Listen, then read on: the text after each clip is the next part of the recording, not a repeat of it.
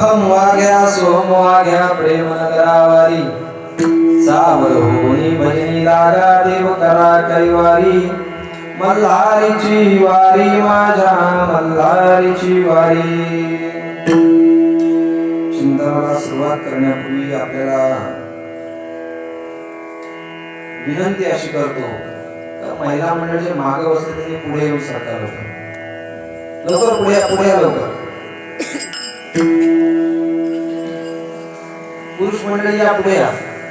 मी काय तुम्हाला घेऊन जाणार नाही, आमच्या गाडीत जागा पण नाही. पुढे सरकार.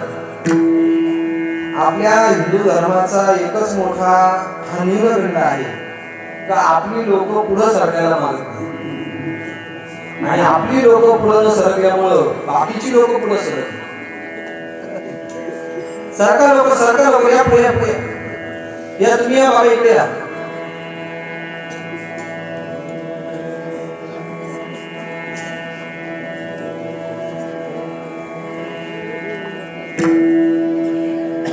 काय माणसं मागे का बसत माहितीये का? ज्यांच्याकडे माळ नसेल त्याला असं वाटतं की बुवा एखादी माळ गळ्याची काढीने टाकली आपल्याकडे तर काय करायचं.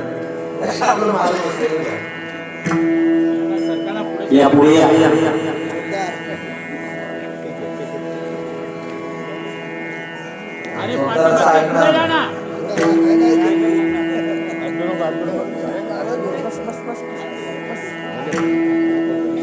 आवाज करू नका. सेवेसाठी काहीतरी अभंग पैठणी निवासी शांतीब्रह्म एकनाथ महाराज यांचा अवघ्या 3.5 चरणाचा असा हा अभंग चिंतना करता राहिलेला आहे. आपल्या या कार्यक्रमाचं प्रवृत्ती निमित्त कारण काही जर असेल तर यंदाच हे आपल्या कुसापूर गावामध्ये हा चालू असलेला अखंड हरिनाम उत्सव त्याची ही तृतीय तपसांगत आहे. बरोबर, तृतीय तपसांगते निमित्तानं ही हा जो महोत्सव आपण इथे साजरा करतो त्यातली 3ऱ्या दिवसाची कीर्तनरूपी सेवा सर्वांच्या परिचित असणारे हरिभक्तीपरायण ज्ञानेश्वर महाराज शेलार माझे गुरुबंधू यांनी ही सेवा माझ्या वाट्याला दिलेली आहे.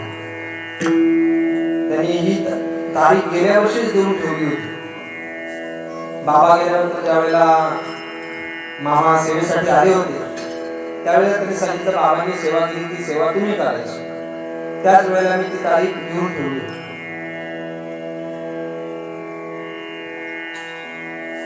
त्या निमित्ताने इथे मी सेवेला रुजू झालो.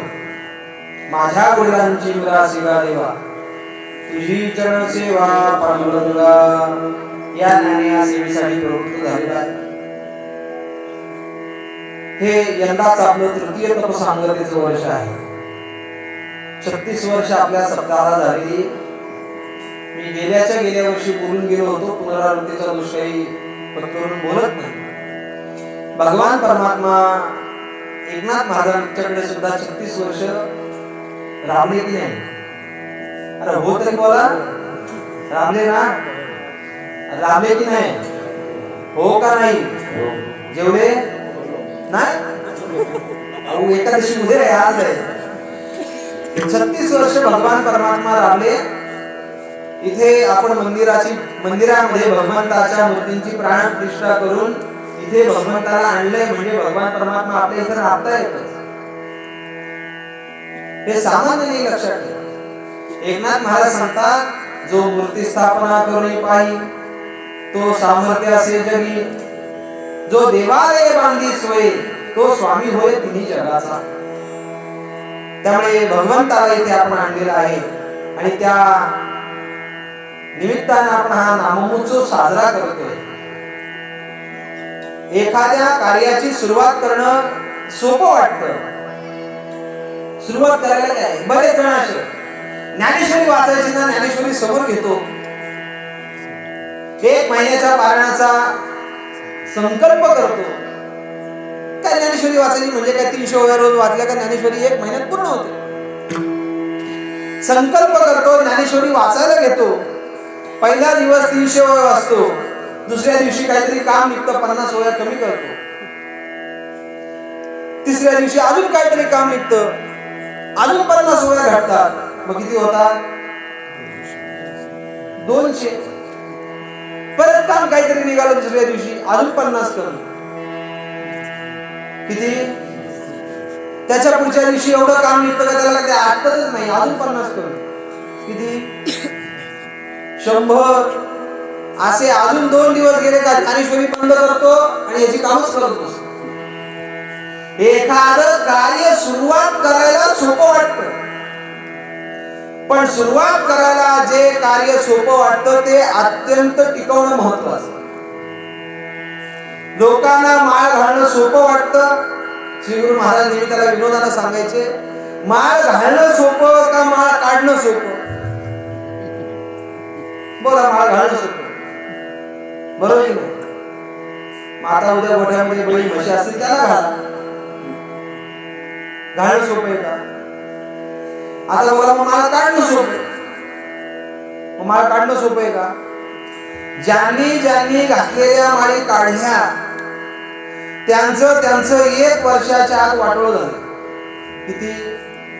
1 वर्ष. त्याचा परमार्थ सुद्धा पुरतो, पण संसाराची सुद्धा वाट लागते त्याची.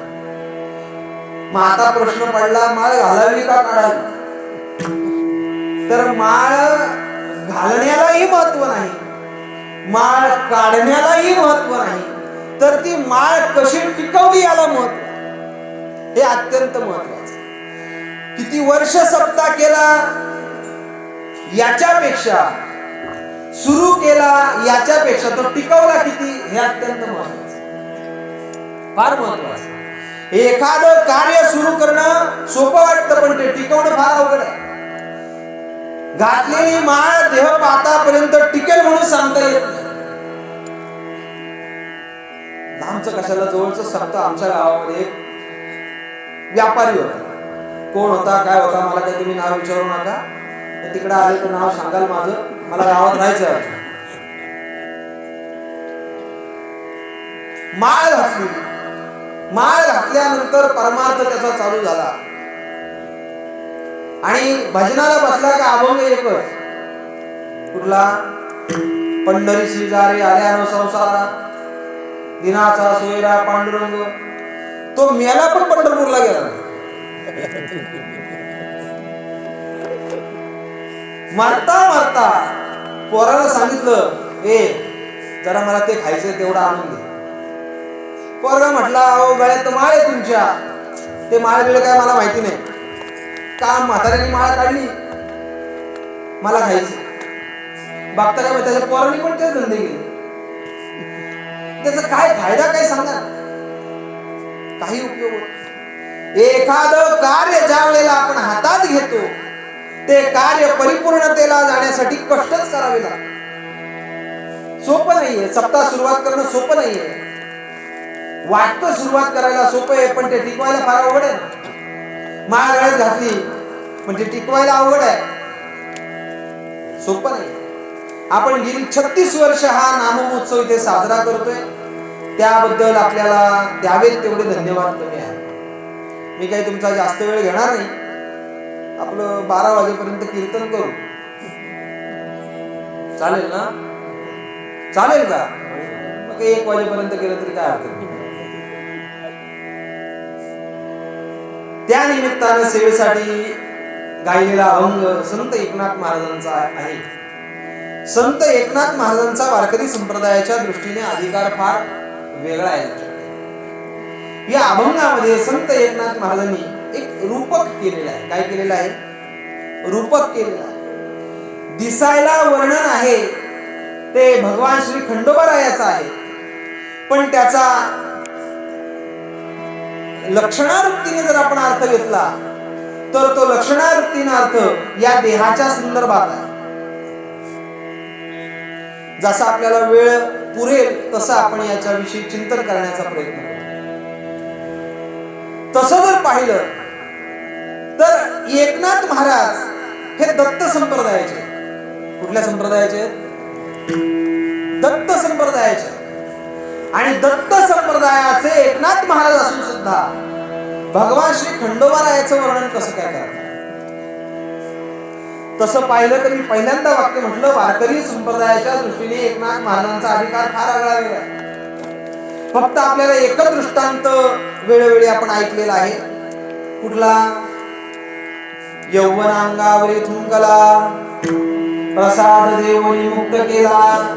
तो यौवन पान खाऊन अंगावर 108 वेळा एकनाथ महाराजांचा थुकला आणि थुकल्यानंतर 108 वेळा एकनाथ महाराजांनी गंगेचं स्नान केलं.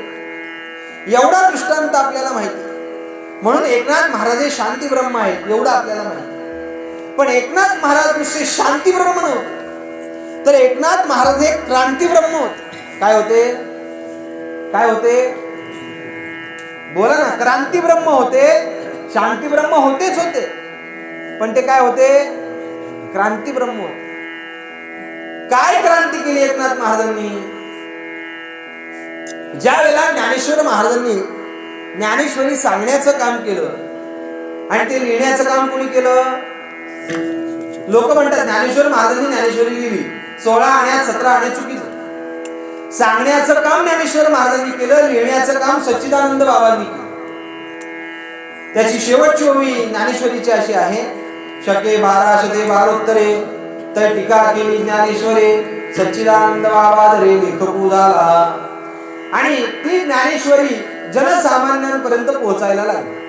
ज्ञानेश्वर महाराजांनी समाधी घेतली आणि समाधी घेतल्यानंतर मधला बराच काळ हा आपल्या संस्कृतीवर यौवनांनी आक्रमण केलं. आणि काही विषय पिपासू लोक जे होते, विषय सेवन करणारे जे लोक होते, त्यांनी स्वार्थाच्या पोटी अर्थाचे अनर्थ करायला सुरुवात केली. कसे अर्थाचे अनर्थ करतात? मी लहान होतो, आमच्या देवांचा अभिषेक करायचा होता. सुयर सुतक काय आलं होतं, पूजा करायची होती. तर अभिषेकाला ब्राह्मणाला बोलवलं. ब्राह्मण आल्यानंतर तो म्हटला, चला चला आवरा लवकर, मला दुसरा अभिषेक आहे. म्हटलं अहो थांबा जरा, अजून आलेत, अजून चंदन उघडायचं. स्वतःला आपण लावतो ते गोपी चंदन लावायचं असतं, देवाला चंदन लावायचं असतं, असं शास्त्र. मग ते गोपी चंदन उघडलं, चंदन उघडून ते ताटलीमध्ये काढलं आणि पूजेला बसलो. पूजेला बसल्यानंतर पूजा चालू झाली. आता पूजा कशी असते? पूजा म्हणजे देवाची करायची ती. सर्वात अगोदर काय करायचं असतं पूजेला? तुम्ही नक्की हिंदूच आहेत ना? अहो पूजा केली की नाही कधी देवांची? अहो की हो का नाही, काहीतरी बोला. केली असेल तर हो बोला, नसेल तर नाही बोला. केली का? सत्यनारायणची पूजा केली का? ब्रह्मचारी नाही ना कोणी ते? हे बहुतेक तर झालेलेच आहेत ना? झालेले आहेत. तुम्ही बोलणार नाही तर मी कीर्तन करणार नाही. लग्न झालेले आहेत ना? आवाजात दमत नाही तुमच्या? आहेत का? अजिबात आवाजच येत नाही तुमचा. बिन लग्नाचं कोण कोणी हात वर करा.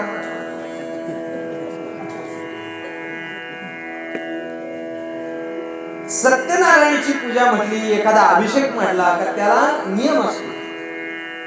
रोजची पूजा म्हणजे काही देवांना घरात राहायला वाटतं म्हणून ते राहतात. नाहीतर ते जर बोलत असते ना तर ते म्हटले असते, अरे 8 दिवस झाले, ते आम्हाला पुसायचं फडकं तरी बदल, वस्त्र तरी बदल. अशी काही लोकांची पूजा असते. पूजेला बसला का सर्वात अगोदर काय करतात? ब्राह्मण सांगतात, पाणी घ्या डोळ्याला लावा. सांगतात का? अरे सांगितलं का तुम्हाला? मग हो बोला ना. लावलं का डोळ्याला पाणी? कोणाच्या लावलं? बोला ब्राह्मणाच्या. एक बसला पूजेला, ब्राह्मण लावा डोळ्याला पाणी. यांनी घेतलं ना ब्राह्मणाच्या लावलं. ब्राह्मण म्हणतो माझ्या, तो म्हणतो तुम्ही कुठं सांगितलं कोणाच्या लावायचं? लावलं तुमच्या डोळ्याला पाणी. मग डोळ्याला पाणी लावल्यानंतर आचमन नावाचा विधी असतो. काय असतो विधी? आचमन नावाचा विधी असतो. मग हातामध्ये पाणी घ्यायचं, ते हात कसा करायचा? तर गाईच्या कानासारखा करायचा, मधला भाग खोलगट करायचा. मग त्या तळ हातामध्ये उडदाचा दाणा भिजेल एवढं पाणी घ्यावं. आता आपली लोक एवढी बिलंदर आहेत, थंडी असेल तर थोडं थोडं पाणी घेतात, गरमी असेल तर जास्त पाणी पितात, पण त्या पाण्याचा कमी अधिकपणा हा सुरापान केल्याचा दोष लागतो. आहे की नाही सोपी पूजा? आचमन करायला सुरुवात केली का तो ब्राह्मण म्हणतो मी म्हणतो त्याच्याकडे फक्त कान द्या आणि तुमचं लक्ष तिकडे ठेवा. मग तो म्हणतो केशवाय नारायणा माधवान गोविंदा विश्वनाथ प्रभू विश्वनाथ. तो काय म्हणतो हे याला अजिबात कळत नाही. सगळं झालं का म्हणजे नमस्तू. मग म्हणतो हातामध्ये अक्षता घ्या, सुमुखे कदंत शब्दो गजरण कालमोदर शमिकडो ना शोभना दिपादुरके दुगणाध्यक्ष बालचंद्र गजानना द्वादशैतानि नामानि प्रेषणादपि विद्यारंभे व्यायाचे प्रवेशने गमितता. आता सगळी पूजा सांगू का तुम्हाला? असं ते सुरुवातीचे मंत्र म्हटले.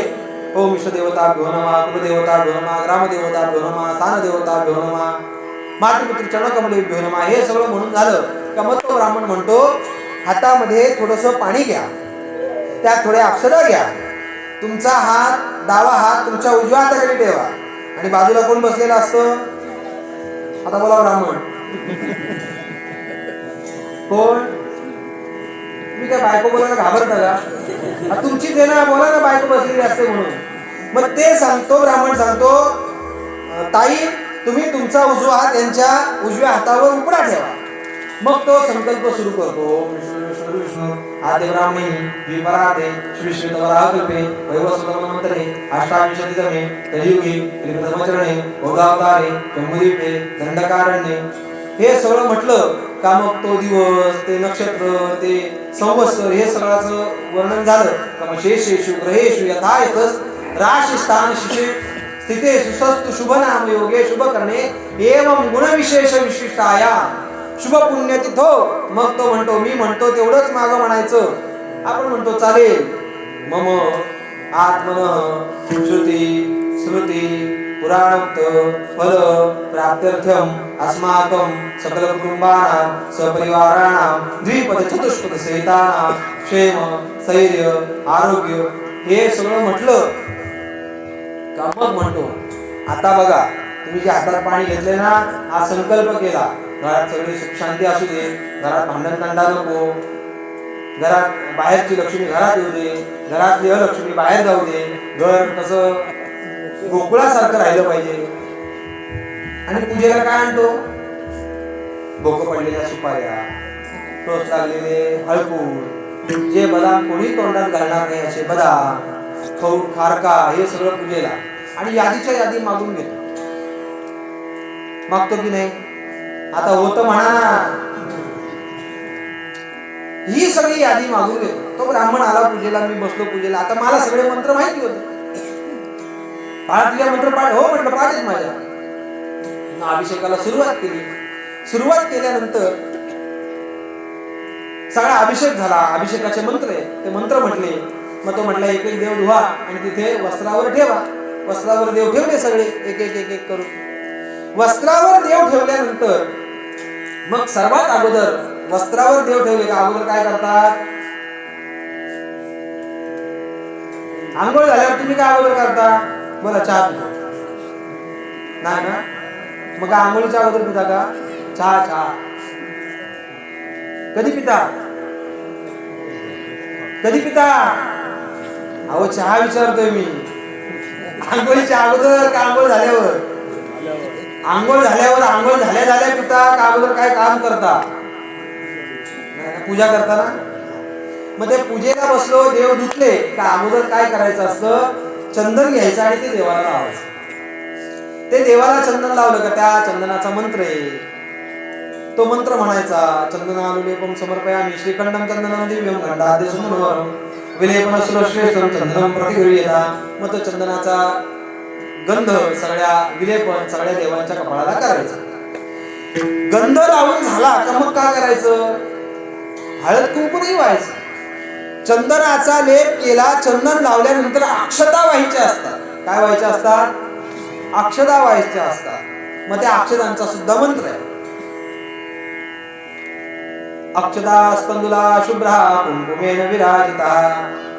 मग सर्वोपचार अक्षतां समर्पयामि अलंकारार्थे अक्षतां समर्पयामि. मग ब्राह्मण सांगतो एक काम करा, आता काही देवांना हळद लावा, काही देवांना हळद कुंकू व्हा, आणि काही देवांना गंध लावलेला तसाच ठेवा, त्यांना हळद कुंकू वाहू नका. आता भगवान शंकराला फक्त भस्म लावायचं असतं. भगवान गणपती बाप्पाला काय करतात? हळद कुंकू दोन्ही वाहतात. पांडुरंगरायाला हळद कुंकू वाहतात का? नाही, त्याला बुका अभिर, त्याला अभिर व्हायचं. प्रत्येक देवाचं गंध ठरलेला आहे. कुठलाही गंध कुठल्याही देवाला चालत नाही. मग तो गंध लावला आणि ब्राह्मण म्हटला फुलं घ्या. तात्या तेवढीच फक्त आणायची राहिली. 2 मिनिटात बागेत जाऊन येतो, 8-10 फुलं तोडून लगेच येतो. बघा, नाही आता उठता येणार नाही. बरं ठीक आहे, मातोश्रींना बोलवतो आणि सांगतो, ती तर घेऊन येईल. नाही नाही नाही तेवढा माझ्याकडे टाइम नाही. मग आता काय करायचं? काय नाही करायचं, शॉर्टकट. अक्षता घ्या, आता येते अक्षता, वा देवावर, वाहिल्या देवावर. मग त्यांनी म्हटलं ऋतुकालोद्भव पुष्पाणी च, ऋतुकालोद्भव पुष्पाणी च अक्षतां समर्पयामि. म्हणजे कसलं पुण्य मिळालं मला? फुलं वाहिल्याचं पुण्य मला मिळालं. पूजा बिजा होऊन गेली. ब्राह्मण म्हटलं ते का असेल ते लवकर लवकर आवरा, मला दुसरी पूजा करायची. लवकर आवरा म्हणजे काय? म्हणजे काय? हे लवकर आवरा. म्हटलं ठीक आहे. 2च मिनिटात घरात गेलो. आईला सांगितलं, आई जरा एक पसाभर तांदूळ दे. कशाला रे? तू दे ग. पसाभर तांदूळ घेतले, ताटात घेतले. तात्या दक्षिणा प्रित्यर्थम अक्षतां समर्पयामि. तो म्हटला काय मला वेळा समजला का? मग काय देवाला वेळा समजला का तू? आम्ही फक्त आमच्या स्वार्थासाठी परमार्थ करतो. आणि असे त्या काळामध्ये सुद्धा स्वार्थासाठी भक्ती करणारे लोक होते का? नव्हते का? नव्हते, होते. त्या लोकांनी त्या ज्ञानेश्वरीचा अर्थ आपल्याला पटेल, रुचेल अशा पद्धतीने लावायला सुरुवात केली. आणि ज्ञानेश्वर महाराजांना जो अर्थ ज्ञानेश्वरीचा सांगायचा होता, तो अर्थ जनसामान्यांपर्यंत पोहोचू शकत नव्हता. आणि या विषय पिपासू लोकांनी तो मनाला पटेल, रुचेल असा अर्थ लावायला सुरुवात केली. अर्थे लोपरी पुराणे, अर्थे लोपरी पुराणे, अर्थे लोपरी पुराणे, अर्थे लोपरी पुराणे. नाश केला शब्द ज्ञाने, नाश केला शब्द ज्ञाने, नाश केला शब्द ज्ञाने, नाश केला शब्द ज्ञाने. विषय लोभी मने, विषय लोभी मने, विषय लोभी मने.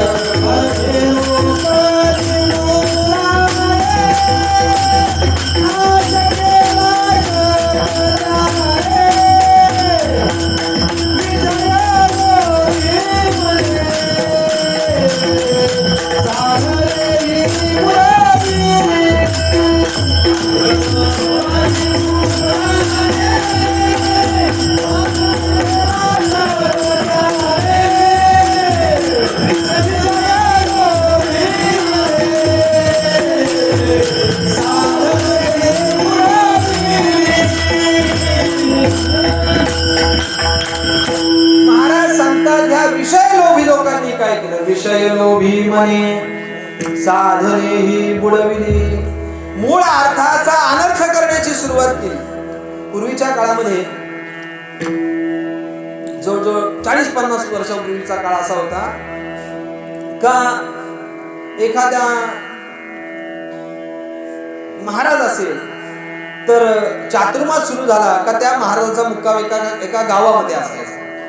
मग यंदाचा मुक्काम चातुर्मासाचा कुसापूर गावात असेल तर पुढच्या वर्षी कुडुसला असेल, असं तो दरवर्षी एक चातुर्मास एक गावामध्ये काढायचा. वाघ 12 वर्षच एका ठिकाणी राहतो, 12 वर्षानंतर तो जागा बदलतो. तर साधू एका ठिकाणी राहून त्यांनी परमार्थ करायचा नसतो, त्यांनी फिरून परमार्थ करायचा, फिरायचं असतं. एका गावामध्ये ते महाराज आले आणि चातुर्मासामध्ये ग्रंथाचं वाचन असतं. कसलं वाचन असतं? ग्रंथाचं वाचन असतं. महाराज जरा कडकच होते. कडक म्हणजे अंगाने कडक नव्हते, शिस्तीनं कडक होते. चातुर्मास सुरुवात झाली आणि त्यांनी चातुर्मासाचे काही नियम सांगितले. तर सगळेच नियम काही सगळ्यांना पाळता येत नाही, पण पाळायचेच नाही असा त्याचा अर्थ नाही, काही नियम पाळले पाहिजे. मग त्यांनी चातुर्मासाचे नियम सांगितले. चातुर्मास सुरू झाला, कधी सुरू होतो? कधी सुरू होतो? श्रावण महिना नाही, चातुर्मास विचारला. श्रावण महिना चातुर्मास हा आषाढ शुद्ध द्वादशी पासून सुरू होतो. कॅलेंडर बघा. आणि संपतो कधी? कार्तिक शुद्ध द्वादशी, त्याला चातुर्मास संपतो. मग असं 4 महिने काय काय करायचं, काय काय करायचं नाही, हे सगळं त्यांनी 2-3 दिवस त्या लोकांना सांगितलं. चातुर्मास सुरू झाला का गार पाण्यात आंघोळ करायची. आहे का शक्य आपल्याला? गार पाण्यात आंघोळ, आम्ही भर उन्हात गरम पाण्यात आंघोळ करतो, तर पावसाळ्याच्या दिवसात गार पाण्यात आंघोळ करू का? रोज काकड आरती चातुर्मासात करायची. आता गार पाण्यात आंघोळ करून काकड्याला यायचं, सोपी गोष्ट आहे. गरम पाण्यात आंघोळ करून लोक काकड्याला येत नाही. गरम पाण्यात आंघोळ केली का तो म्हणतो थंडी वाजते ना, गोधडीत झोपतो. तो गोधडीत एकदा गोधडीला गुरफटून झोपला का तो डायरेक्ट गवळणीला सुटतो.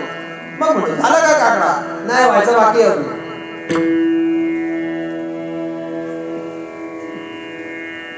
मग त्या महाराजांनी चातुर्मासाचे नियम सांगितले. चातुर्मासामध्ये कांदा लसूण खाऊ नये, चातुर्मासामध्ये वांग खाऊ नये, असे बरेचसे नियम त्यांनी 2 दिवस लोकांना सांगितले. आता लोकांना कळलं, ज्या अर्थी महाराजांनी हे नियम सांगितले त्या अर्थी या नियमामध्येच महाराज राहतात. असं म्हटल्यानंतर कोणाकडे जेवण? आता कसं एकाच घरी जेवण नसतं. मग चातुर्मासामध्ये प्रत्येकाकडे रोज महाराजांचं जेवण, रोज जेवण. बर, वर्षात महाराज आल्यानंतर साधी गोष्ट असते का? अहो नुसता जावई 6 महिन्यात येऊ दे का सासूला असं वाटतं कुठं ठेवू ना कुठं ठेवू. महाराज वर्षाने आले, मग त्यांचा पाहुणचार कमी असेल का? रोज महाराजांना चांगलं खायला होतं. कोण बासुंदी बनवायचं, कोण श्रीखंडपुरी बनवायचं, कोण गुलाबजाम बनायचं, कोण खाजा,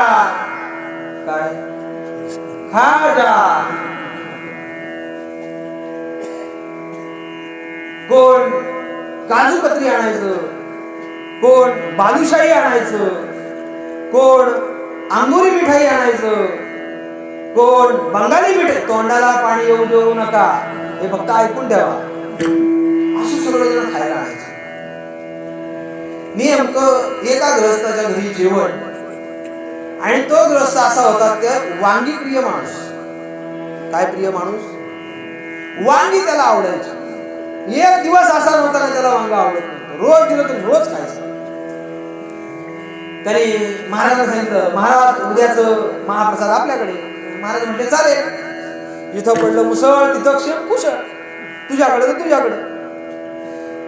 त्यांनी घरी जाऊन सांगितलं, उद्या महाराज जेवायला येणार आहेत. बरं, मग जेवायला काय करायचं? बनव वांग्याचं भरीत. महाराजांनी सांगितलं नाही का चातुर्मासात वांग खाऊ नये म्हणून? असं कसं काय? महाराज मला वांग्याचं भरीत पाहिजे. म्हटली जा वांगी घेऊन या. महाराजांना काय पाहिजे? महाराजांना बनवू आपण बटाट्याची भाजी. दुसऱ्या दिवशी महाराज आल्यानंतर दुपारी आल्यानंतर मग पंगत बसली. पंगत बसल्यानंतर सगळ्यांच्या ताटात वांग्याचं भरीत, महाराजांना फक्त बटाट्याचीच भाजी. झाली पंक्तीला सुरुवात. आता त्याचा नियम असा आहे का जेवण वाढताना अगोदर काय वाढावं याचं शास्त्र. जेवायला बसल्यानंतर अगोदर काय वाढलं पाहिजे? तुम्ही जेवताना रोज अगोदर काय वाढलं पाहिजे? पत्रावळा नाही का? अगोदर भात वाढायचा का? अगोदर ताट वाढलं पाहिजे. ताट वाढल्यानंतर अगोदर सर्वात मीठ वाढलं. काय वाढलं पाहिजे? जेवणाला सर्वात सारभूत काय असेल तर ते मीठ. ते मीठ अगोदर वाढावं, मग लोणचं वाढावं, मग चटणी वाढावी, मग कोशिंबीर वाढावी, मग गोड पदार्थ वाढावा, मग चपाती किंवा भाकरी वाढावी, मग गोड भात पुलाव भात काय असेल तो वाढावा, मग भाजी वाढावी. भाजी वाढल्यानंतर पापड कुरड्या खारोड्या असतील त्या वाढाव्या, आणि मग सर्वात शेवटी मुख्य अन्न भात वाढावं, त्याच्यावर वरण ओतावं, आणि मग त्याच्यावर 2 चमचे साजूक तूप घालावं, आणि मग ते जेवावं. असा जेवण वाढल्याचा नियम असतो. आता आपण पंक्तीला बसलो का ज्याला अक्कल नसते तोच येतो सांगा रे भात वाढा, भात वाढा, भात वाढा. भात माणसाला अगोदर वाढत नाही. भात भूताला अगोदर वाढतात. कोणाला वाढतात? तुम्ही तो यज्ञ बघितला की यज्ञ एखादा होम वगैरे केला ना का तो ब्राह्मण सांगतो आता ते घास काढा बाजूला, ते पत्रावळी घ्यायची, ती असं गोल करायची, त्याच्यात भात, त्याच्यावर आबीर, त्याच्यावर गुलाल असं सगळं टाकलं जातं, आणि मग तो बली दिला जातो. त्या बली म्हणजे तो भूतांचा असतो. आपण काय भूत होत का? तपासून बघायचा, माणसंच होत ना. मग अगोदर भात कसं काय वाढायचा? त्याला नियम आहे. त्या नियमात जेवण वाढावं माणसाने. पण जेवण सगळ्यांना वाढलं, आणि या बाईने वाढता वाढता वांगी या बाबा समोर आली, आणि हिने तो पुढे ठेवला, पुढच्या माणसाला वाढली, निघून गेली. आता निघून गेल्यानंतर यांनी याच्या ताटात बघावं आणि जेवावं. आता आपणच नियम काढायचे ना आपणच मोडायचे, हे योग्य नाही. हा जेवायला बसला. जेवायला बसल्यानंतर मंत्र म्हणायचा. जेवायला बसल्यानंतर ताट समोर आलं का अगोदर मंत्र म्हणायचे असतात. लोक भाजी आली का चाकली, जिलेबी आली का तोंडात टाकली, पापड आला का मोडला. ते बैलाच्या पुड्यामध्ये एकदा चाट टाकला ना आपण, तर बैल कुठला मंत्र म्हणतो का? म्हटला का कधी बैलाने मंत्र? अहो बैलाने कधी, तुम्हाला काय माझी भाषा कळत नाही का? अहो चारा टाकल्यानंतर बैल कधी मंत्र म्हणतो का? मग नाही बोला ना. म्हणजे चारा पुढ्यात आल्यानंतर जो मंत्र म्हणत नाही तो कोण? आता तरी बोला ना बैल म्हणून. मग मंत्र म्हणायचे असतात. ते मंत्र का म्हणायचे असतात? कारण आपण जे अन्न खातोय ते अन्न अग्निदेवतेनं व्यवस्थित पचन करावं म्हणून त्या अग्निदेवतेला प्रार्थना करायची असते. आणि जे आपण अन्न ग्रहण केलंय ते अन्न मी ग्रहण करत नसून ते परमात्मा तुला समर्पण करतो, ही समर्पणातली भावना आहे त्याची. ओम सहनावतु सर्वभ्रतु सहवीर्यं करवावहे तेजस्विनावधीतमस्तु मा विद्विषावहे. आणि मग अहं वैश्वानरो भूत्वा प्राणिनादेवाश्रितः प्राणापान समायुक्त पचामि चतुर्विधं ब्रह्मार्पणं ब्रह्मवीर ब्रह्माणो ब्रह्मणावदं ब्रह्मैव तेन गन्तव्यं ब्रह्मकर्म समाधिना यत् पुरुषे स्नाशे ज्योतिदास्य यत् तपस्यसि कौन्तेय तत् पुरुषो मद्रपण. असे मंत्र म्हणायचे. ते आमच्याकडे बाबा आहे, फार वृद्ध झाले आता. पानं वाळून झाली का पाणी नाही अगोदर फिरवायचं. अगोदर ते गीतेचा 15वा अध्याय म्हणतात. म्हणजे ज्याला पक्की भूक लागली असेल त्याची भूकच करून गेली पाहिजे. 15वा अध्याय गीतेचा. मग जेवण वाढलं. जेवण वाढल्यानंतर आता हे सगळे मंत्र म्हटले. मंत्र म्हटल्यानंतर बोला पुंडलिक वरदा विठ्ठल. मग पाणी फिरवलं. मग महाराजांनी जेवायला. आता त्या महाराजाला काही जेवण गोड लागेल का? गोड लागेल का? मग नाही बोला ना तुम्ही. कसं गोड लागेल त्याला. मग ती बाई एक एक पदार्थ वाढत वाढत आली, भात वाढत आली, मग भाजी घेऊन आली. भाजी भाजी भाजी भाजी ती नेमकी आली महाराजांसोबत. आता महाराजांना वाढायचं नाही. महाराज म्हणलं ताई इकडे या. का हो? काय काम? काय काम? असा पक्षपातीपणा करू नये.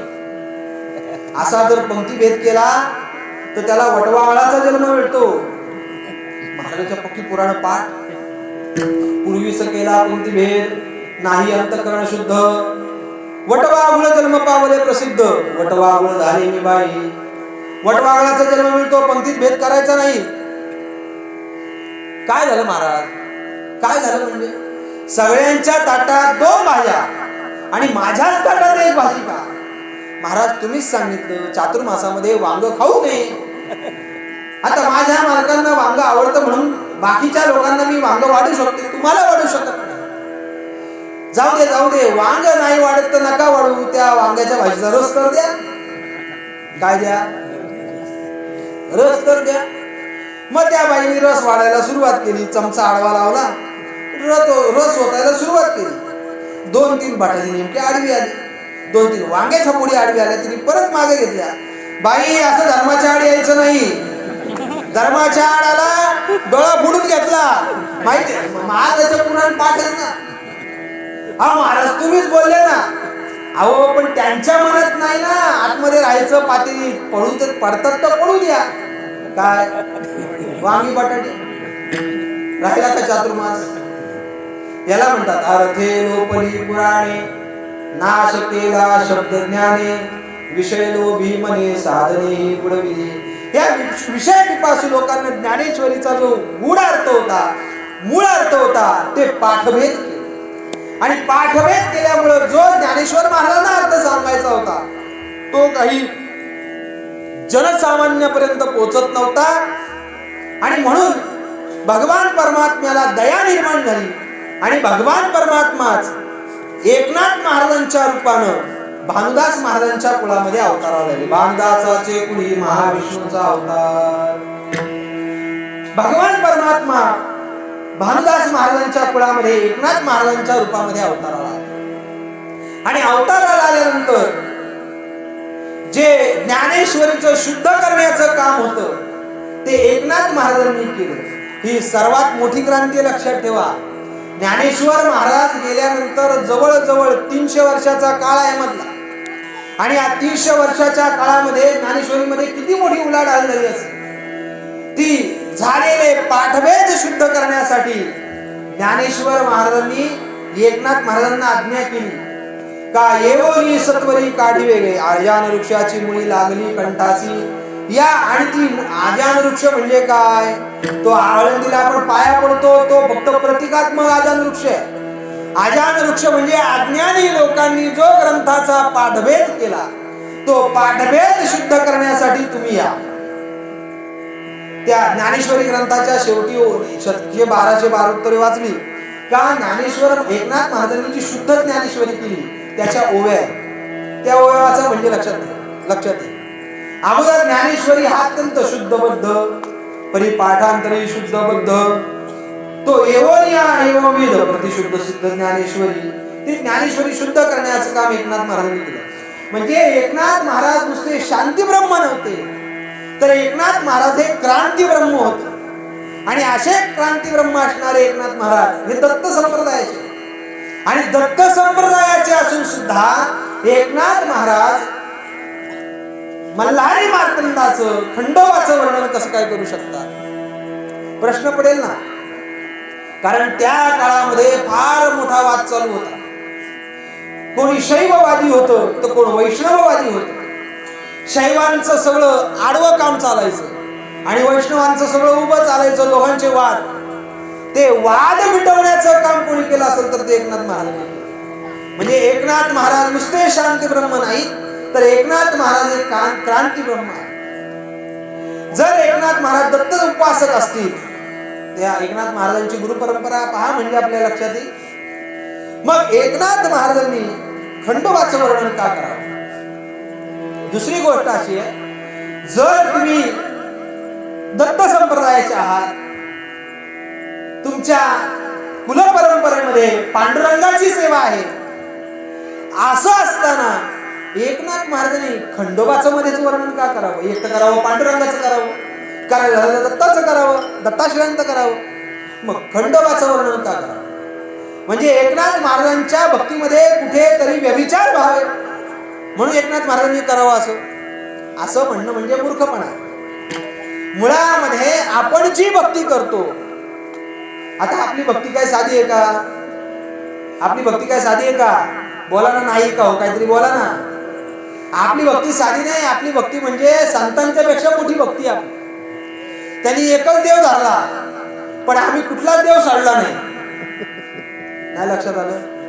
माऊली म्हणतात, पाठी सोमवार पावे बेले शिलिंगा धावे. काय करतो? सोमवार आला का शंकराकडे जातो. शिवभोळा चक्रवर्ती त्याचे पाय माझे चित्ते वाचे वदता शिरवना भस्मवते रुंदमाळा हाती त्रिशूळ ज्वाळा गजचर्म व्याघ्रम. परत विचार करतो, अरे नको नको, याची भक्ती नको. गजचर्म व्याघ्रांभर कंठी शोभे, याच्या गळ्यात चाप आहे, याच्या नादी लागायची काही गरज नाही आपल्याला. हा देव नको आपल्याला, तिथं कैलासात राहतो, याच्यात नादी नको लागायचं. मग म्हणतो मंगळवार आला का देवीकडे जातो. देव हा म्हणतो ही देवी काय आपल्या उपयोगी पडायची नाही. आपण जरा चांगला देव बघू, तत्पर असणारा. मग तो पांडुरंगाकडे जातो. कोणाकडे जातो? बोलावा विठ्ठल, पहावा विठ्ठल, करावा विठ्ठल जीव भाव. पांडुरंग परत बोलतो, हा कमरेवर आपला कर ठेवून उभा आहे, हा काय आपल्याकडे धावत येणार नाही, दोन हाताने काय आपलं भागणार नाही. मग 6 हाताकडे जातो. नाही समजलं तुम्हाला?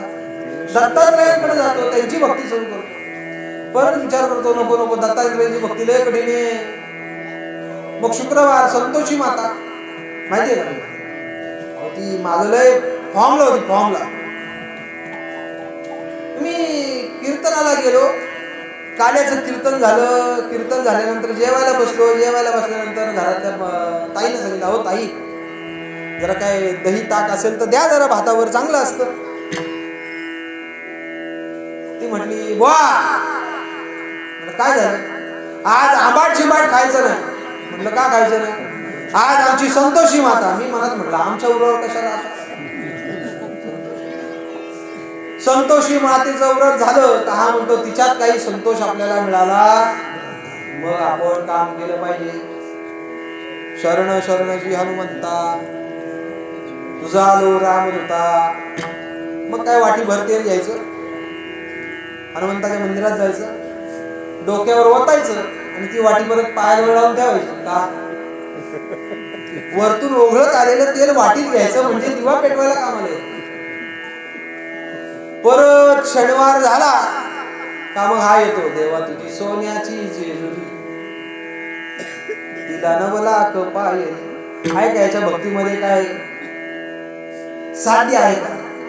काही भेटत नाही याला. माऊली म्हणतात, ऐसा अखंड भजन करी उगानो हे क्षणभरी अवघेन गावद्वारी आहे व जैसे. याच्या भक्तीमध्ये एवढा विचार भरलेला असतो का याला एकही देव भेटत नाही. हा तसाच त्याला ज्ञानेश्वर महाराजांनी ते उदाहरण दिलंय. एखाद्या बाईचं घर गावात असं असतं, अख्खं गाव मेलं तरी तिचं कुंकू आबाधित असतं. तिला म्हणतात आहे व जैसे. काय फायदा त्या भक्तीचा? मग एकनाथ महाराज, तुम्ही दत्त संप्रदायाचे असताना तुम्ही भगवान श्री खंडोबारायाचं वर्णन का करता? काय गरज आहे तुम्हाला खंडोबारायाचं वर्णन करायचं? ते खंडोबारायाचं वर्णन ते त्यांच्यासाठी करत नाहीये. तर आपण भक्ती करत असताना आपण भक्ती कशी केली पाहिजे आणि ती भक्ती करत असताना ती भक्ती यथायोग्य पद्धतीनं करावी आणि यथायोग्य पद्धतीनं ती भक्ती करून त्या देवाची कृपा संपादन आपल्यावर व्हावी. म्हणून एकनाथ महाराज दत्त संप्रदायाचे असताना, कुलाचार परंपरेमध्ये पांडुरंगाची सेवा असताना सुद्धा भगवान खंडोबारायाचं वर्णन करतात. दुसरी गोष्ट अशी आहे, संतांची अवस्था आहे व्यापक स्वरूपाची. कुठली अवस्था आहे? व्यापक आहे. संत व्यापक आहे. हे विश्वाची माझे घर ऐसीमती जयाची स्थिर किंबहुना चराचर आपणची झाला. व्यापक बोधावर आरूढ झालेले असताना तरी व्यापकत्वात बोललं पाहिजे. मग ते संकुचित का झाले, खंडोबाचं वर्णन का करतात? एक लक्षात घ्या, एकनाथ महाराजांची ही कृती लक्षात घेण्यापेक्षा त्यांच्या मागची वृत्ती अत्यंत महत्वाची. काय महत्वाची आहे? वृत्ती अत्यंत, कृती महत्वाची नाही. खंडोबाचं वर्णन केलं, पांडुरंगाचं वर्णन, त्यांनी खंडोबाचं वर्णन केलं काय, पांडुरंगाचं वर्णन केलं काय आणि दत्ताचं वर्णन केलं काय, त्या कृतीपेक्षा त्या मागे असणारी वृत्ती अत्यंत महत्वाची. काय महत्वाची आहे? वृत्ती महत्वाची. चला रामायणामध्ये सीतामाईचा शोध करता करता हनुमंतराय लंकेमध्ये गेले. लंकेमध्ये गेल्यानंतर त्यांना पकडण्यात आलं. पकडल्यानंतर रावणाने सांगितलं, याच्या शेपटीला आग लावा. आता या बाबाची शेपटी काय कमी मोठी होती का? त्या शेपटीला आग लावण्यासाठी अगोदर चिंध्या गुंडाळल्या पाहिजे असं म्हणतात. अख्ख्या त्या लंकेमधल्या कपड्याच्या कपडे आणले तरी याच्या शेपटीला पुरले नाही. तरी शेपटी बाहेरच निघाली. शेवटी हो नाही करता करता त्या शेपटीला आग लावली. आग लावल्यानंतर काय झाला प्रकार? काय झाला प्रकार? अहो काय झाला प्रकार? काय लंका जळली ना? काय झालं? जळली की नाही? अरे हो तर म्हणा, रामायण बघितलं नाही का तुम्ही टीव्हीला? लंका जळली. आता मला सांगा, एखाद्या माणसाचं नुकसान झालं. काय झालं? नुकसान झालं. त्याला कोण चांगलं म्हणेल का? चांगलं म्हणेल का? अरे हो, तुम्ही काय बोलायचं नाही ठरवले का? मी सोडणार नाही आज. नुकसान झालेल्याला कोण चांगलं म्हणेल का? चांगलं म्हणणारे उलट म्हणतात, किती बाबाचं नुकसान झालं, एवढं नुकसान नको व्हायला पाहिजे. पण एवढी मोठी लंका जळाली, त्या केलेल्या कृतीला तुकाराम महाराज म्हणतात, धन्य धन्य म्हणे तुकाराम,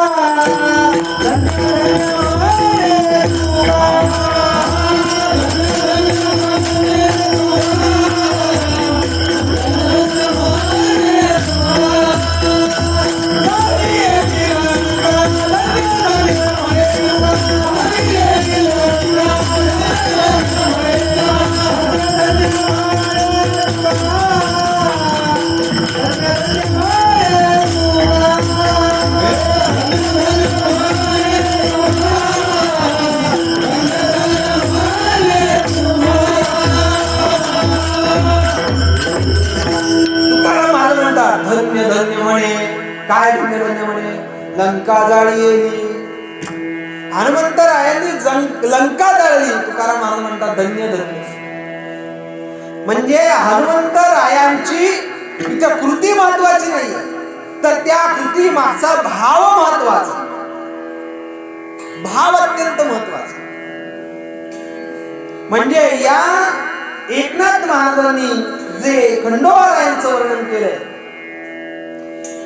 ते वर्णन करत असताना त्या मागे जी कृती आहे ती कृती महत्वाची नाही, तर त्या मागची वृत्ती महत्वाची आहे.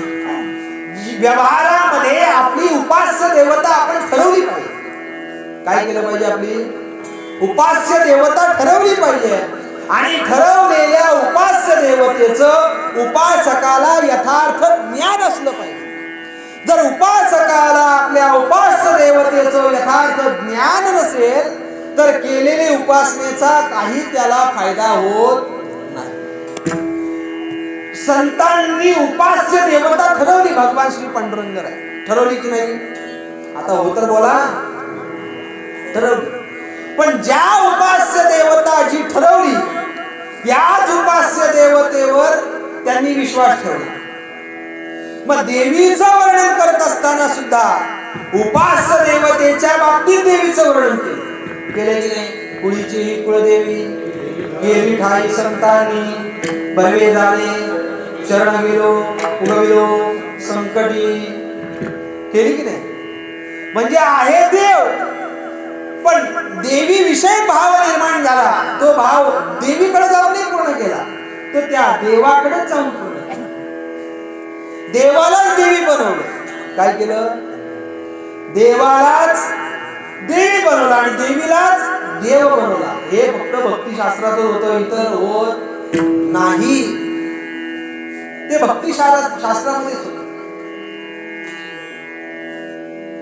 देव देवीची केली चिपुळी, चरण नसता वाजे धुमाळी, ज्ञान देवाची कांती सावळीगा. देवालाच देवीची उपमा दिलेली. कितीतरी अभंग आहे. येई हो येई हो येई हो येई हो,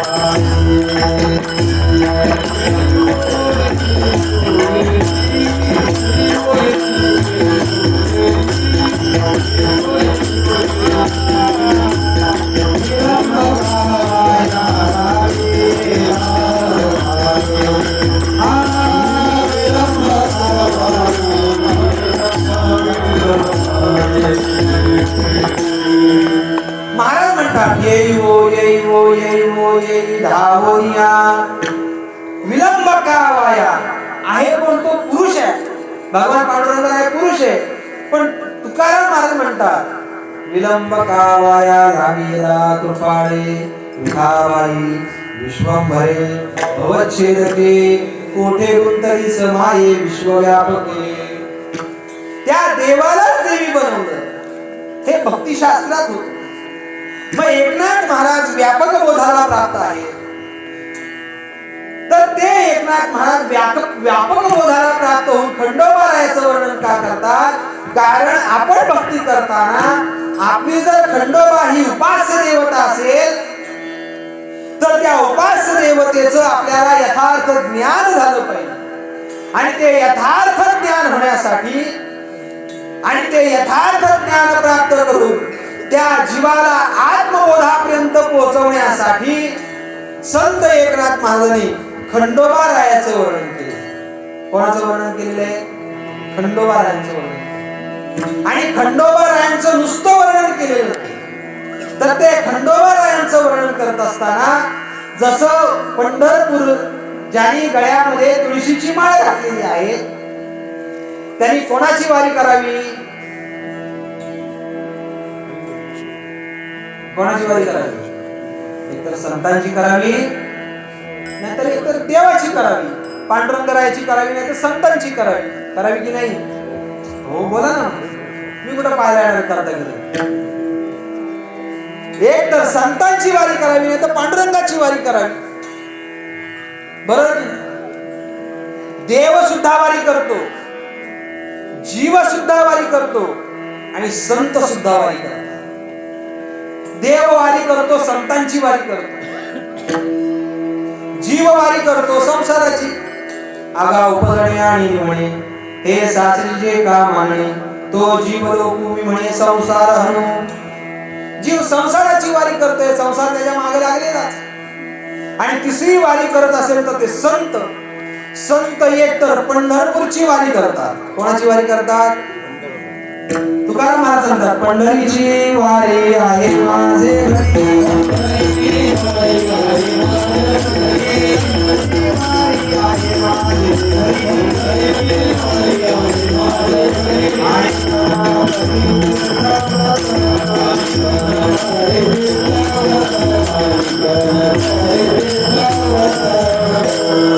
संत एक तर पंढरपूरची वारी करतात की नाही?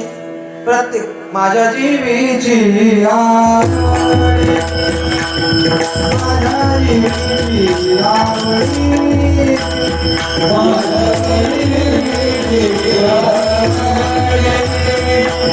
माझ्या जीवीची आवडी.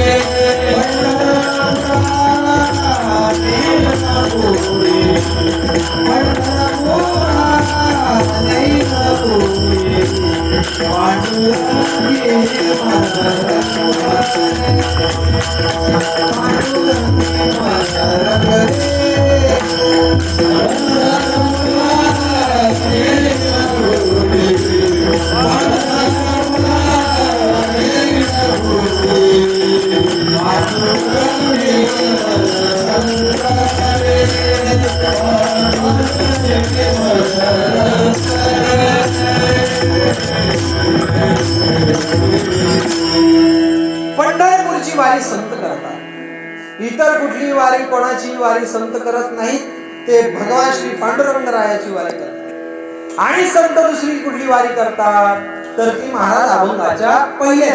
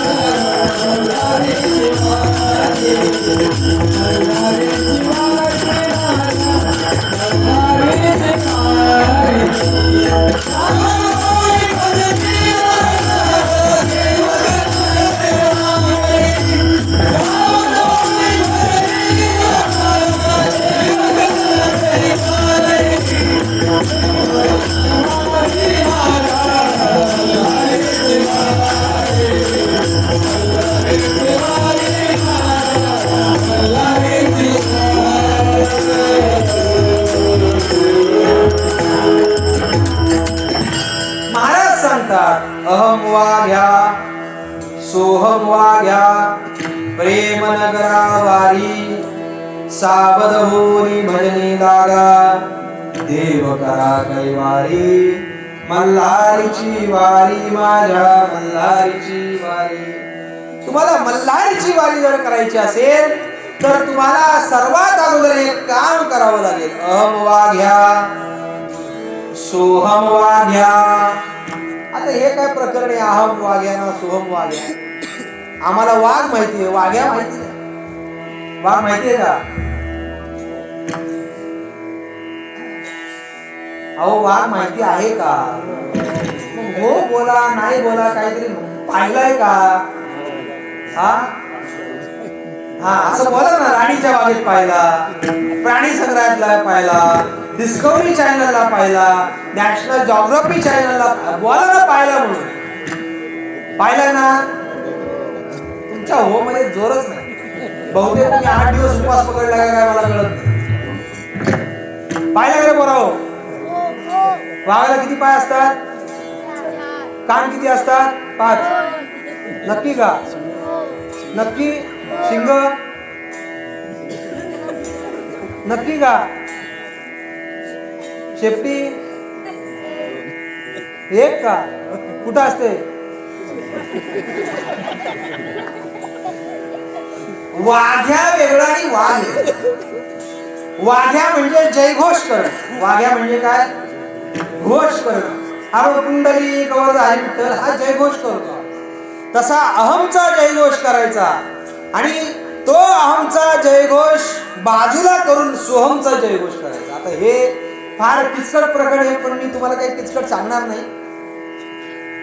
अहम हा फार मोठा परमार्थासाठी घातक आहे. काय घातक आहे? अहम. जे अंतःकरणाचे 4 भाग सांगितले मन बुद्धी चित्त अहंकार त्याच्यामध्ये अहंकार म्हणजे अहम हा सर्वात घातक. आणि ज्याच्याकडे अहम आला, अहम कोणाहीकडे येत नाही, अहम कोणाहीकडे येत नाही. सोपं सांगतो तुम्हाला, मांजर जिवंत उंदीर पकडायला धावते का मेलेलं उंदीर पकडायला धावते? कोण बोललं मेलेलं? नाही ना, जिवंत पकडते का मेलेलं पकडते? जिवंत पकडते. का जिवंत पकडते? त्या मांजरीला माहितीये मेलेलं उंदीर मला भेटणारच आहे. ते मांजर मेलेल्या उंदराच्या मागे लागत नाही. कुठल्या उंदराच्या मागे लागतं? बस. अहंकार हा अज्ञानी माणसाच्या मागे लागत नाही. अहंकार हा अज्ञानी माणसाच्या मागे लागत नाही, पण ज्याला अवास्तव ज्ञान प्राप्त झाले त्याच्या मागे लागल्याशिवाय राहत. कोणाच्या मागे लागतो? ज्याला अवास्तव ज्ञान प्राप्त झाले त्याच्या मागे अहंकार लागतो. कोणाच्या मागे लागतो? बोला ना आता. अवास्तव ज्ञान ज्याला प्राप्त झाले त्याच्या मागे अहंकार लागतो. इतर कोणाच्याही मागे अहंकार लागत नाही.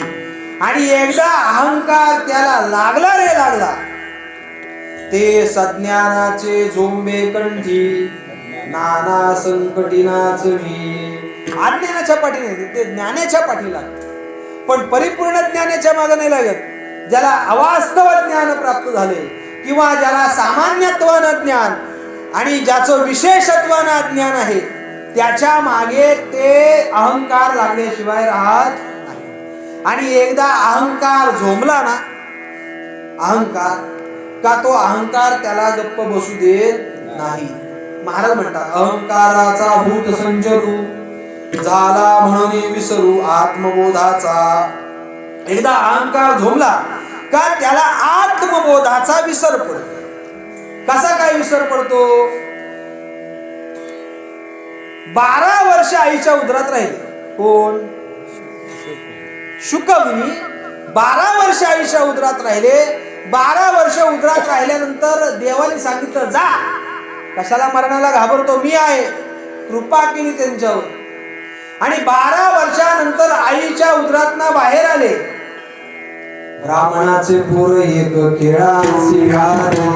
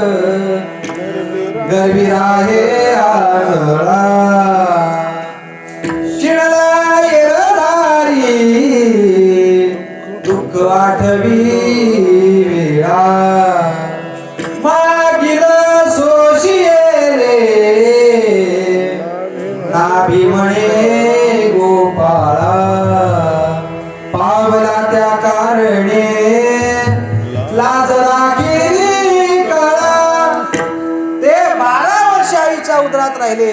12व्या वर्षानंतर भगवान परमात्म्याने सांगितलं, जा, ये शुका बाहेर. बाहेर आल्या आल्या जसे होते तसे धावत सुटले. ते धावत सुटले. ते धावता धावता त्यांच्या बापाने विचार केला, अरे हे पोरगा असं धावत गेलं तर लोक मला नावं ठेवतील. म्हणून त्यांचा बाप कोण? व्यास महर्षी त्यांच्या मागे धावत निघाला. आणि धावत असताना एका सरोवराच्या ठिकाणी स्त्रिया स्नान करत होत्या. त्या स्त्रिया स्नान करत असताना यांना नागवे जाताना पाहिले. त्यांना काही वाटलं नाही, ते गेले निघून. आणि जशी चाहूल व्यास आल्याची लागली तसे त्यांनी आपले वस्त्र आपल्या अंगावर घेतले. व्यासाने त्यांना प्रश्न केला, माझा तरणा पोरगा इथून धावत गेला, नागवाच्या नागवात धावत गेला, तुम्हाला त्याचं काय वाटलं नाही?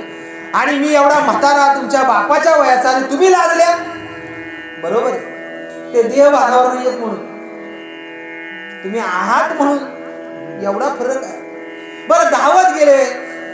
धावत गेल्यानंतर यांना प्रश्न पडला, हे म्हणजे लक्षण चांगलं नाही, काय करायचं? काय करायचं? हे नेमकं त्या शुक मुनींनी ऐकलं आणि त्यांना झाला काय? अहंकार. अहंकार झाल्यानंतर त्यांनी विचार केला, अरे म्हणजे मी काहीतरी मोठा असेल, असा विचार केल्यानंतर व्यासाने विचार केला, याला इथं शांत केला पाहिजे. जर याला शांत केला नाही तर हा माझ्या बापाला सुद्धा ऐकणार. म्हणून व्यासांनी त्याला जनकाच्या भेटीला पाठवलं. कोणाच्या भेटीला? जनकाच्या भेटीला पाठवलं. आणि जनकाच्या भेटीला पाठवल्यानंतर गेट मध्ये उभं केलं द्वारपालाने. थांबा, कोण पाहिजे? कोण पाहिजे? त्या राजाला जाऊन सांगा, मी शुक आलोय. काय? मी शुक आलोय. आता तो द्वारपाल होता, तो गेला, राजाला सांगितलं, जनक राजाला. जनक राजा कोणतरी तरुणच दिसतोय, कपडे नाही अंगात, काय नाही अंगात, आणि त्यांनी निरोप पाठवलाय, मी शुक आलोय. मी शुक आलोय, त्याला जाऊन सांगा तरी लंगोटी सोडून ये. काय सोडून ये? आता कपडे नाही, लंगोटी काय सोडून ये? जा त्याला लंगोटी सोडून ये. आला तो. आता द्वारपालाचं काम ते तुम्हाला लंगोटी सोडून यायला सांगितलं. तुझ्या काय राजाला अक्कल आहे का? अरे कपड्याचाच पत्ता नाही तर लंगोटी कुठून आणतो? जा तुझ्या राजाला सांग, मी शुक आलोय. परत आला, त्यांनी सांगितलं, मी शुक आलोय. जा सांग लंगोटी सोडून ये. यांना काही कळच ना काय झालं. अहंकार लागे शुकाची पाठी, व्यासे पराठी. उगच नाही केलं. मग जनक राजाने सांगितलं, तो विदेही जनक होता. कोण विदेही जनक? ज्याचा एक पाय अग्नीमध्ये जळतोय आणि दुसऱ्या पायाला राण्यात तूप चोळतय आणि तरी तो समाधानात बसलाय. कोण? जनक राजा. आपल्याला नुसतं कोणी चिमटा काढू दे? अहो, चिमटा नुसती कोणाची थुकी उडली तरी डोळे फुटले का? माणसं दिसत नाही का? इथून सुरुवात होते आपली. जनक राजाने सांगितलं, ओ शुक, तुमची लंगोटी सोडा म्हणजे मी सोडा, मग माझ्याकडे या. म्हणजे अहंकार जर शुक मुनींना गाठू शकतो तर आपण दर्या में खसखस आपल्याला सहज गाठेल ना, सहज गाठू शकतो. म्हणून तो अहमचा विचार न करता, अहो अहम सोहमचा जप आपला चालूच आहे, कुठं बंद आहे? श्वास घेताना अहम, सोडताना सोहम. हा दिवसभर चालू आहे की नाही? कोण मोजून करतो का? करता का मोजून? नाही ना, आपोआप होतो ना. कधी ठेवलं का त्याच्यावर लक्ष? नाही ना. आम्हाला आमच्यावर लक्ष द्यायला टाइम नाही, श्वासावर कधी लक्ष देणार? हा जप आपला रोज रोज चालू आहे, रोज चालू आहे. अहम सोहम, अहम सोहम. पण एक वेळ त्या जपावर लक्ष ठेवल्यानंतर अशी येते का त्या अहमचा अहमपणा नष्ट होतो आणि तो सोहम मध्ये परावर्तित होतो. सोहम म्हणजे काय? त्याला सोहम शब्दाला नाव दिलेलं आहे अहम ब्रह्मास्मी. ऊर्ध्वमुखे आळविला सोहम शब्दाचा नाद, आरुष जागविला दाता घेऊन या छंद, घेऊन आला दान निज तत्व निज बोध, स्वरूपी मिळविले नाम ठेविले वेद. सोहम शब्दाचा नाद पाहिजे. कसला नाद पाहिजे? सोहम शब्दाचा नाद. नाद म्हणजे जय जयकार केला पाहिजे. तो आपल्या अंतःकरणामध्ये आपण चालू ठेवला पाहिजे, श्वासात चालू ठेवला. अहम वाघ्या सोहम वाघ्या प्रेम नगरावारी. आणि मग त्याला प्रेम नगराची वारी करता येते. आता प्रेम नगर काय आहे? तर ते प्रेम नगर, प्रेम नगराला जाण्यासाठी नुसतं ज्ञान चालत नाही. प्रेम नगराला जाण्यासाठी एक म्हटला मी मग होणी ज्ञानी कोण आहे? कोण आहे? कोणच नाही. तू आपला गप्प घरीच बस. का? कारण ज्ञानाला अहंकार होतो. मग नुसतं परमार्थासाठी ज्ञान लागत नाही. भगवंताची प्राप्ती नुसती ज्ञानानं होत नाही, तर त्या ज्ञानाला जोड पाहिजे भक्तीची, भक्ती प्रेमाची. जर ती भक्ती प्रेमाची जोड जर त्या ज्ञानाला असेल तरच ती परमात्म्यापर्यंत आपल्याला पोहोचवते, अन्यथा पोहोचवत नाही. एकनाथ महाराजांनी देवाला सांगितले नाही, सांगितलं की नाही? भक्ती प्रेमा विना ज्ञान नको देवा, भक्ती प्रेमा विना ज्ञान नको देवा, भक्ती प्रेमा विना ज्ञान नको देवा, भक्ती प्रेमा विना ज्ञान नको देवा. अभिमान नित्यवातया मानी, अभिमान नित्यवातया मानी, प्रेम सुखदे, प्रेम सुखदे, प्रेम सुखदे,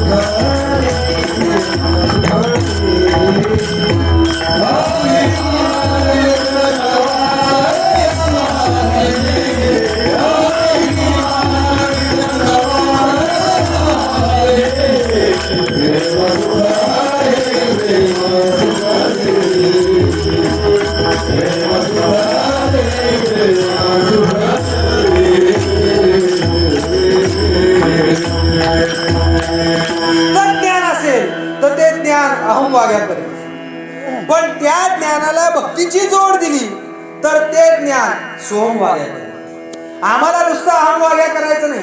अहो नुसतं एखाद्या देणगीदाराचं जर 51 रुपये देऊन जर नाव जर जाहिरातीला आलं नाही ना, आम तो काय काय सप्ते करतात, माझे 51 रुपये घालले. एवढे काय हलकट आहेत तरी 51 रुपये घाला. लोक आपलं नाव पाहिजे, आपलं पेपरात नाव आलं पाहिजे. भले तर माझा फोटो दशक्रियेचा आला तरी चालेल. काय लक्षात आलं? जसं काय वरतून बघायला येणार आहे माझा फोटो छाप, पण आपलं नाव पाहिजे. अहो एका पोलिसानं चोराला पकडलं. चोराला पकडल्यानंतर त्या पोलिसाची बातमी सगळी पेपरला आली. पेपरला आल्यानंतर तो पेपर पोलिसांनी त्या चोराला दाखवला तुरुंगामध्ये, ज्याला मराठीमध्ये आपण जेल म्हणतो. आहेत ना ठिकाणावर. त्या तुरुंगामध्ये जाऊन फोटो दाखवला. फोटो बघितल्यानंतर हा म्हटला, का हो माझ्यामुळं तुमचं पोस्ट वाढली आणि माझा फोटो बारीक छापलाय आणि तुमचा एवढा मोठा छापलाय, तुम्हाला काय अक्कल आहे का? माझा फोटो मोठा छापायला पाहिजे होता. आहे की नाही अहंकार? आहे की नाही? अहम वाग्या करण्यात काही अर्थ नाही. कारण अहंकार हा माणसाचं सर्वस्व नष्ट करून टाक. आणि म्हणून अहंकार, एक लक्षात ठेवा, आठवला दृष्टांत सांगतो 1 मिनिटात. एक माणूस मूर्तिकलेमध्ये अत्यंत उत्कृष्ट होता. माणूस बघायचा आणि त्यांनी मूर्ती तयार करायची, आणि त्या माणसाला त्या मूर्तीच्या बाजूला जर उभा केला तर याच्यातला खरा कोण खोटा कोण हे कळूनच यायचं नाही. मूर्ती खरी कुठली का माणूस खरा कळायचं नाही. एक दिवस रस्त्याने जात असताना समोर एक ज्योतिष आला, आणि ते ज्योतिष असा होता का तो ज्योतिष चेहरा पाहायचा आणि ज्योतिष सांगायचा. तेवढा त्यांनी ज्योतिषाचा अभ्यास केला होता. त्याला अंगलक्षण शास्त्राचा त्यांनी अभ्यास केला होता. आणि अभ्यास केल्यानंतर समोरून ज्योतिषी आला त्या मूर्तिकाराच्या, आणि मूर्तिकाराला विचारलं, हे तू मूर्तिकार का? हा म्हणे. तुझं नाव अमुक अमुक का? हो, बहुतेक भागेश्वर बाबाचा भाऊ असावा तो. काय लक्षात आलं का? जाऊ दे. त्यांनी सांगितलं, तुझं नाव अमुक का? तू हा व्यवसाय करतो का? हो. मग इथून 10व्या दिवशी तू आता मरणार. काय? 10व्या दिवशी तू मरणार. त्या गुदगुले झाले असतील ना त्याला.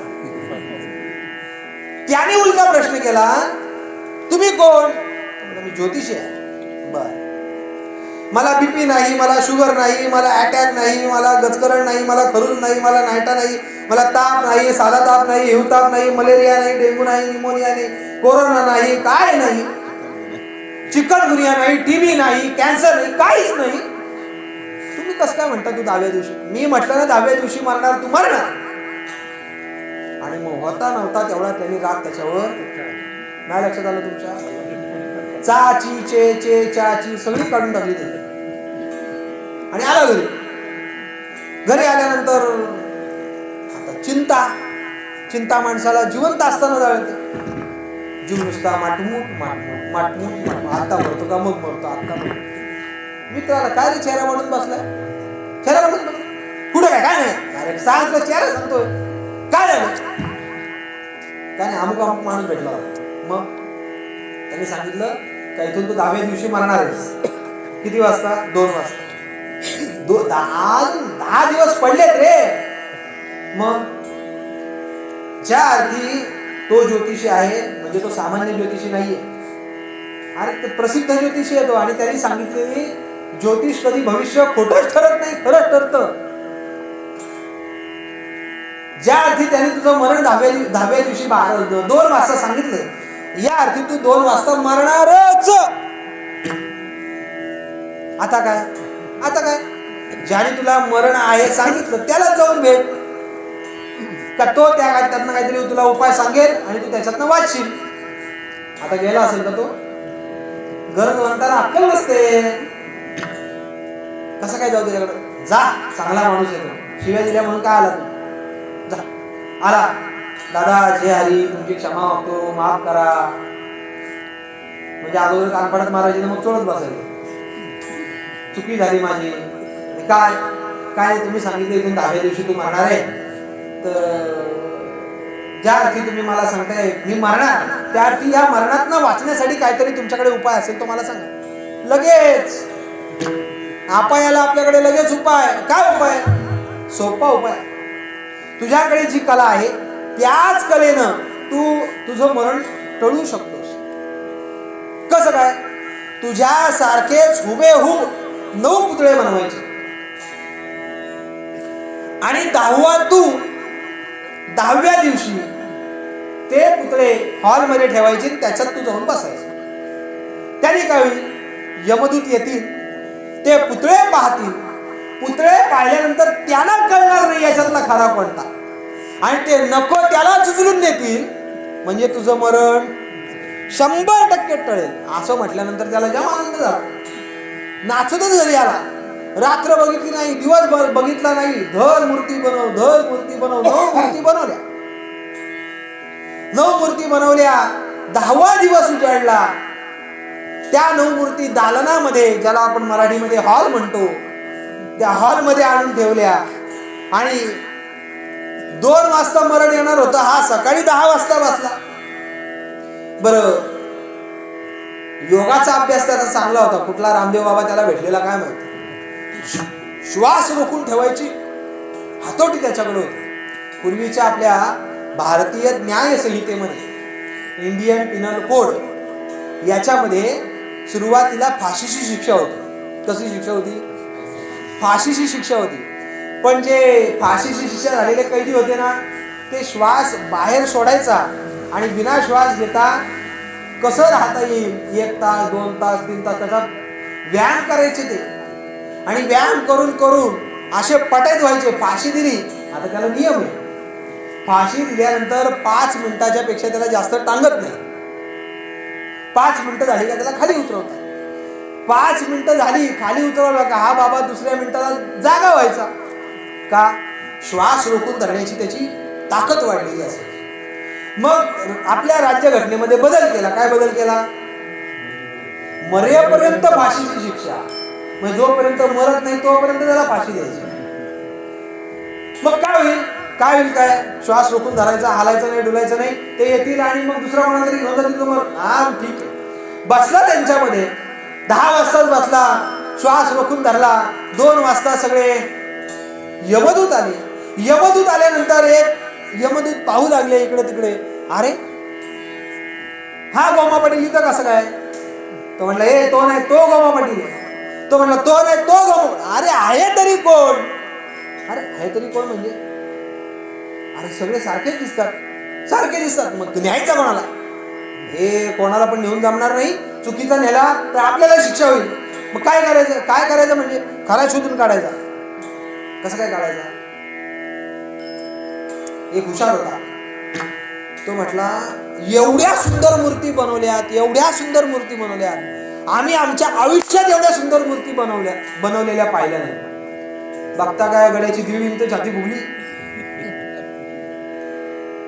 एवढ्या म्हणजे हुबेहूब डोळ्याचं नक्षीकाम, हाताचं नक्षीकाम, भुवयांची आकड, डोळ्याची आकड, मिशा, नाक जसंच्या तसं सगळं बनवलंय. काहीच फरक नाही. फक्त एकच चूक आहे. काय म्हटला तो? याला काय गुदगुल्या झाल्या का? काय चूक आहे सांगा. तो म्हटलं हीच चूक आहे, चल. अहंकार. मी मूर्ती बनवल्याचा अहंकार. तो अहंकार नष्ट करायचा. अहम वा घ्या. आणि काय करायचं? सोहमचा जप करायचा. सोहम आत्मा स्वानंद घर, अजन्मा तू तोची झाड, ऐसे संतांचे वचन सदृढ जीवी धरावे. एकनाथ मला सांगा. आणि म्हणून अशा सोहमचा जप करायचा. त्याने काय होईल?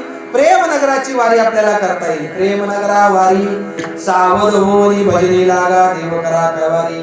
एकनाथ महाराज सांगतात भजन करताना सुद्धा सावध पाहिजे. लोक बेसावधीत भजन करतात. पुढचा म्हणतो तुका म्हणे माझे ह्याची सर्व सुख